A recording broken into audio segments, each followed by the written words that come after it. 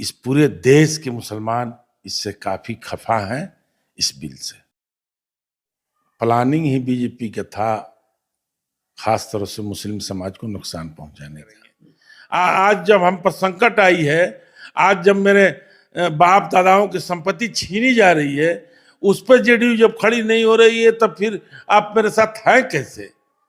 कम से कम राष्ट्रीय जनता दल तो खड़ा तो है, कुछ हो या ना हो विरोध तो कर रहा है। कांग्रेस तमाम सेकुलर दल लोगों ने विरोध तो किया, हारे चाहे जीते हम लोग सदन में, संख्या कम थी, हारे, वो लोग बिल पास हुआ, लेकिन लागू तो हम लोग नहीं होने देंगे जब तक हम लोग जीवित हैं। सड़क से लेकर सदन तक, कोर्ट तक जाए। अपने आप को भेड़िए की खाल में लोग हैं, तथा कथित सेकुलर लोग, चाहे जदयू हो, चाहे आपको टीडीपी चंद्रबाबू नायडू हो, या बिहार के आपको जीतन राम मांझी की पार्टी है, चिराग पासवान की पार्टी है, ये सब तथा कथित भेड़िए की खाल में छिपे हुए लोग हैं। ऊपर से दिखाने के लिए सेकुलर है, अंदर अंदर इनका भी मनसा बीजेपी की तरह ही है। ये भी मुस्लिम को नुकसान पहुंचाना चाहता हूं कि ये जमीन किसकी बाप की है? ये वक्फ की जमीन जो है मुसलमानों की है। मुसलमानों के पूर्वज ने इसमें वक्फ किया है। जिनके संपत्ति ज्यादा होते थे, औलाद वगैरह नहीं होते थे, वो लोग वक्फ में दे देता था। और आज नजर जो है गिद्ध की तरह ये बीजेपी उस पर टिकाई हुई है और हड़पना चाहती है। अब देखिए, देखा जाए तो देश में इन दिनों वक्फ अमेंडमेंट बिल को लेकर के एक तरह से देखा जाए तो एक माहौल बना हुआ है, खास करके पक्ष और विपक्ष के द्वारा। जहां सत्ता पक्ष इस बात को कह रहा था, ये दलील दे रहा था कि वक्फ अमेंडमेंट से अल्पसंख्यक और खास करके जो इससे जुड़े हुए लोग थे, मतलब जो भी वक्फ से संशोधन में जो मामले सामने आएंगे, उससे मुसलमानों को फायदा होगा। वहीं विपक्ष का दलील है कि इससे मुसलमानों के जो मुस्लिम इदारे हैं, जिसमें मस्जिद है, दरगाह है, ईदगाह है, या और भी ऐसे कई जगह हैं जिनको नुकसान पहुंचाने के लिए, या यूँ कहा जाए जो छोटे शब्दों में, कि मुसलमानों के उन संपत्तियों पे कब्जा करने के लिए सरकार इस तरह का बिल ला रही है। हालांकि रात में बिल पारित भी हो गया है। इस पे हम अभी गोपालगंज में हैं, और जो माइनॉरिटी समाज के, जो माइनॉरिटी सेल के जो अध्यक्ष रहे हैं रियाजुल हक राजू साहब, आज हम उनके साथ हैं। इस पे इनकी हम प्रतिक्रिया जानना चाहेंगे। बहुत स्वागत है आपका। आपके दर्शकों का भी स्वागत है। अभी तो जिस तरीके से वक्फ अमेंडमेंट बिल जो माहौल बना हुआ था, हालांकि रात में उसको पारित भी कर दिया गया, इसको आप किस नज़र में देखते हैं, ज़रा इसके बारे में बताएं आप। ये प्लानिंग ही बीजेपी का था, खास तौर से मुस्लिम समाज को नुकसान पहुंचाने का। मैं पूछना चाहता हूं कि ये जमीन किसकी बाप की है? ये वक्फ की जमीन जो है मुसलमानों की है। मुसलमानों के पूर्वज ने इसमें वक्फ किया है। जिनके संपत्ति ज्यादा होते थे, औलाद वगैरह नहीं होते थे, वो लोग वक्फ में दे देता था। और आज नजर जो है गिद्ध की तरह ये बीजेपी उस पर टिकाई हुई है और हड़पना चाहती है। अब देखिए, रात तो बिल पास हो गया, आज राज्यसभा में चल रहा है, इसलिए इस पूरे देश के मुसलमान इससे काफी खफा हैं इस बिल से। अच्छा, इसका खफा होने के पीछे क्या डर क्या है? मतलब क्या, क्यों नाराज है मुसलमान, और क्यों नहीं चाहते थे कि ये अमेंडमेंट किया जाए?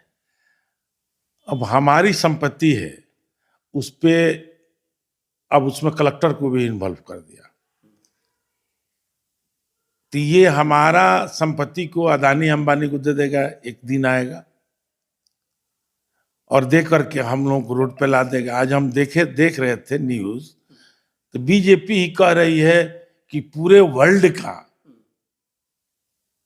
सबसे ज्यादा संपत्ति हिंदुस्तान के वक्फ पर है। 12 करोड़ सालाना इनकम है, जो दे रहा था आंकड़ा, टीवी पे हम सुन रहे थे।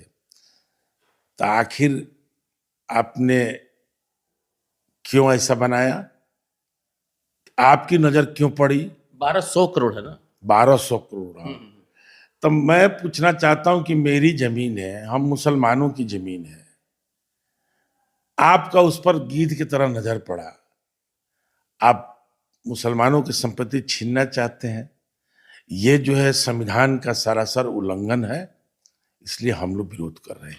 अभी कल जिस तरीके से सदन में बहस चल रही थी, उसमें जनता दल यूनाइटेड के जो सांसद हैं, राजीव रंजन ललन सिंह, उनका जो बयान आ रहा है, उन्होंने साफ कहा कि मोदी जी जो वक्फ के तरफ से जो गंदगी फैलाई गई थी, जो मतलब पाप किया गया था, उसको मोदी जी ने धुल दिया।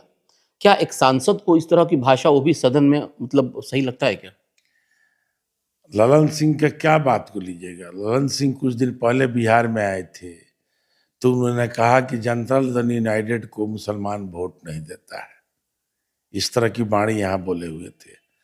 और ये अपने आप को भेड़िए की खाल में लोग हैं, तथाकथित सेकुलर लोग, चाहे जदयू हो, चाहे आपको टीडीपी चंद्रबाबू नायडू हो, या बिहार के आपको जीतन राम मांझी की पार्टी है, चिराग पासवान की पार्टी है, ये सब तथाकथित भेड़िए की खाल में छिपे हुए लोग हैं। ऊपर से दिखाने के लिए सेकुलर है, अंदर अंदर इनका भी मनसा बीजेपी की तरह ही है। ये भी मुस्लिम को नुकसान पहुंचाना चाहते हैं। लेकिन वहीं जेडीयू के लोग तो इस बात को कह रहे हैं कि राजद ने कुछ नहीं किया है। राजद अगर मुसलमानों के लिए कुछ किया है तो बताए, वो सिर्फ मुसलमानों को वोट लिए हैं वो लोग। असल काम नीतीश कुमार ने किया है। तो क्या ये सारी चीजें जो घटनाएं घट रही हैं, क्या मुसलमान इस चीज को नहीं देख रहे क्या? अगर जनता दल यूनाइटेड ईमानदार होती और टीडीपी ईमानदार होती, चाहे चिराग पासवान अगर डट के कहता कि लोग ना ये बिल नहीं आएगा, तो हिम्मत थी क्या मोदी सरकार में कि बिल आ जाता। लेकिन नहीं, ये लोग जो है ऊपर से दिखाने को दूसरा है और नीचे से दिखाने दूसरा है। जहां तक राष्ट्रीय जनता दल की बात ये लोग कर रहे हैं, तो राष्ट्रीय जनता दल के कम ही सांसद सही, लेकिन राष्ट्रीय जनता दल तो सड़क से लेकर सदन तक लड़ाई लड़ने का काम किया मुसलमानों के हित में। इसलिए मैं आपका चैनल के माध्यम से राष्ट्रीय जनता दल के नेताओं को मैं बधाई देता हूं कि उन्होंने कम से कम, अगर मुसलमान साथ हैं तो उन्होंने भी निभाया कि हम भी आपके साथ हैं। लेकिन साथ रहने में और काम करने में दोनों में फर्क है ना। जेडीयू के लोग तो कहते हैं कि राजद ने कुछ मुसलमानों के लिए नहीं किया, अगर किए हैं तो गिनाए वो लोग। आप लोग सिर्फ वोट लेना जानते हैं मुसलमानों का। ऐसी बात नहीं है, ऐसा कोई बात नहीं है कि हम लोग नहीं किए हैं। लालू यादव ने भी बहुत कुछ किया है, ऐसी बात नहीं है।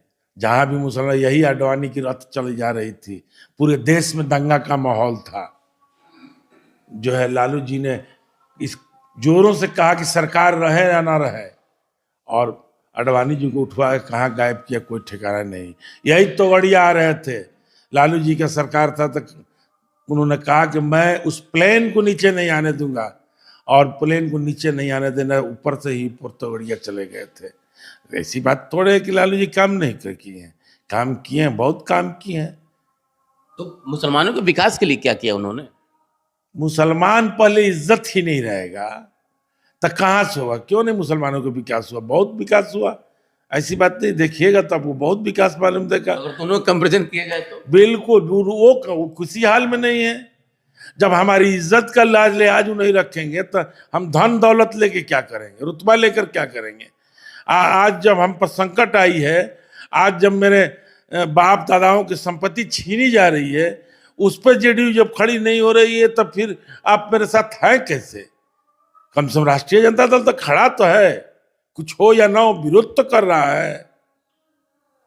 वो और कांग्रेस समान सेकुलर दल लोगों ने विरोध तो किया, हारे चाहे जीते हम लोग सदन में, संख्या कम थी, हारे, वो लोग बिल पास हुआ, लेकिन लागू तो हम लोग नहीं होने देंगे। जब तक हम लोग जीवित हैं, सड़क से लेकर सदन तक, कोर्ट तक जाएंगे। अच्छा, एक आखिरी सवाल आपसे लेंगे कि अभी चूंकि चुनावी मौसम है, देखा जाए तो अभी बिहार में, बंगाल में, उड़ीसा में, कई राज्यों में चुनाव होने हैं। क्या लग रहा है कि इस चुनाव का भी असर पड़ेगा क्या अमेंडमेंट बिल का? बिल्कुल पड़ेगा। जो कुछ नेताओं के, तथाकथित नेताओं पर जदयू जो है वोट में कुछ तोड़ ताड़ करती थी, मुस्लिम वोटों के लिए कुछ तोड़ के ले ही लेती थी, लेकिन अब की जो चुनाव होगा तो 100% जो है गठबंधन के साथ लोग जाएंगे, उन लोगों के साथ नहीं जाएंगे। ये कैसे कर सकते हैं? बिल्कुल मुझे भरोसा है, क्योंकि मुंह खाने लोग किए हैं, और झूठू दलील टीवियों में कुछ लोगों को, हिंदू दूसरे जाति के लोगों को निकाब पहना करके और दाढ़ी लगा करके मिठाई बंटवा रहा है कि इससे भी लोग बुझ जाएंगे मुसलमान इसके पक्ष में। कौन मुसलमान खुश होगा जी तुम्हारे बिल पे? ये हमारा अधिकार है, हमारी चीज है, तुम छीन रहे हो। कोई खुश हो जाएगा? अब खुश हो जाएगा। ये जाली लोग करवा रहे हैं। हम तो देखे हैं, कई आदमी को पकड़ में आ गया। आप भी देख रहे थे कि पटना में हाई कोर्ट मजार पे मिठाई बांटी जा रही है, तो उसमें देखे बहुत सा टीका पाना वाला लोग था। सौगातें मोदी बांटी जा रही है। हाँ, ये सब फंसाने वाली चीज है। मोदी जी से ये उम्मीद नहीं थी, मोदी जी से ये उम्मीद नहीं थी। और बीजेपी की सरकार अटल की भी है, लेकिन अटल जी की सरकार से इतना विरोध नहीं रहता। ये मोदी जी सिर्फ एक चीज पर राजनीति करते हैं, हिंदू मुसलमान पर, पाकिस्तान और हिंदुस्तान पर। यही राजनीति उनकी बच गई है। बीजेपी वालों को दूसरा कोई राजनीति नहीं बच गया है। ना विकास की बात करते हैं। आप देखे होंगे कि कुछ दिन पहले अमित शाह जो गृह मंत्री हैं इस देश के, गोपालगंज आए थे। 19 मिनट का भाषण उनका हुआ, 18 बार लालू यादव का नाम लिए। भाई है। और हम सोचे कि अमित शाह आएंगे तो कोई ट्रेन सौगात देंगे लंबी दूरी का।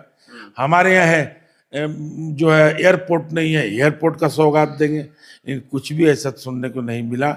आए और बस डफली लालू जी के बजा के चले गए। हाँ बिल्कुल, जिस तरीके से अभी रियाजुल हक राजू ने जो बेबाकी से अपनी बात को रखा, अपनी पार्टी का भी इन्होंने स्टैंड क्लियर कर दिया, इन्होंने रखा भी। लेकिन अब एक बड़ा सवाल ये बनता है कि जिस तरीके से इन्होंने कहा कि इसका विरोध किया जाएगा और चाहे इसके लिए जो कुछ भी करना पड़े, तो अब यही देखना है कि जो अपने आप को जिस तरीके से सेकुलर या मुसलमानों के हितैषी जो पार्टियां कह रही थी, अब उनका अगला कदम क्या होता है, इस पर सबकी नज़र बनी हुई है। फिलहाल आपकी प्रतिक्रिया हम चाहेंगे और आप हमारे साथ बने रहें। बहुत बहुत धन्यवाद।